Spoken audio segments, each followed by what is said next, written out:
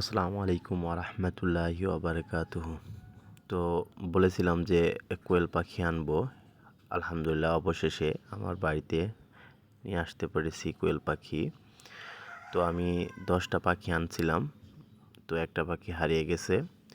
তো যে সেট আপটা রেখেছি এটা পার্মানেন্টলি না, এটা স্থায়ী না, মাত্র একদিন রাখবো এই জায়গায়, তারপর এটাকে পার্মানেন্টলি যে জায়গায় রাখবো সে জায়গায় দিয়ে দেব। তো আপনাদের দেখাবো ইনশাল্লাহ।